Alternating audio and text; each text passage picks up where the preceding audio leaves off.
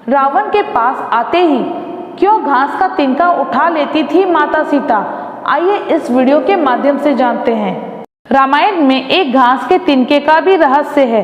जब रावण माता सीता को लंका ले गया और उन्हें अशोक वाटिका में रखा, तब लंका में माता सीता वट वृक्ष के नीचे बैठकर चिंतन करने लगी। रावण बार बार आकर माता सीता को धमकाता था, लेकिन माता सीता कुछ नहीं बोलती थी। यहाँ तक कि रावण ने भगवान श्री राम के वश में आकर माता सीता को भ्रमित करने की कोशिश की, लेकिन फिर भी रावण सफल नहीं हुआ।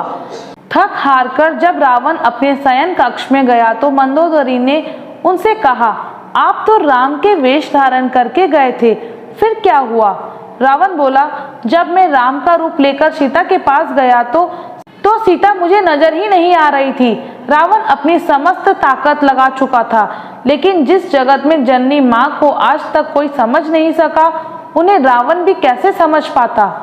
रावण एक बार फिर आया और बोला, मैं तुमसे सीधे सीधे बात करता हूँ, लेकिन तुम कैसी नारी हो कि मेरे आते ही घास का तिनका उठाकर उसे ही घूर घूर कर देखने लगती हो?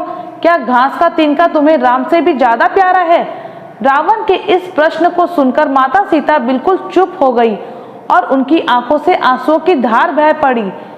इसकी सबसे बड़ी वजह यह थी कि श्री राम का विवाह माता सीता के साथ हुआ था। जब सीता जी का बड़े आदर सत्कार के साथ गृह प्रवेश हुआ था, बहुत बड़ा उत्सव भी मनाया गया था। रीति रिवाज के अनुसार जब नववधु विवाह के बाद ससुराल आती है तो उसके हाथ से कुछ मीठा पकवान बनाया जाता है, ताकि जीवन भर घर में मिठास बनी रहे। इसलिए माता सीता ने उस दिन अपने हाथों से घर पर खीर बनाई और पूरे परिवार, राजा दशरथ एवं तीनों रानियों, चारों भाइयों और ऋषि मुनि भी भोजन पर आमंत्रित थे। माता सीता ने सभी को खीर परोसना शुरू किया और भोजन शुरू होने ही वाली थी कि जोर से हवा का झोंका आया। सभी ने अपनी अपनी पतले संभाली। ठीक उसी समय राजा दशरथ की खीर में एक छोटा सा घास का तिनका गिर गया, जिसे माता सीता ने देख लिया, लेकिन अब खीर में हाथ कैसे डाले? माता सीता ने दूर से ही उस तिनके को घूर कर देखा तो वह तिनका जलकर राख की एक छोटी सी बिंदु बनकर रह गई। माता सीता को लगा किसी ने नहीं देखा, लेकिन राजा दशरथ माता सीता के इस चमत्कार को देख रहे थे। फिर भी राजा दशरथ चुप रहे और अपने कक्ष में पहुंचकर माता सीता को बुलवाया।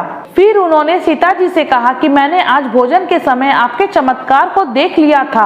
आप साक्षात जगत जननी स्वरूप हैं, लेकिन एक बात आप मेरी जरूर याद रखना, आपने जिस नजर से आज उस तिनके को देखा था, उस नजर से आप अपने शत्रु को भी कभी मत देखना।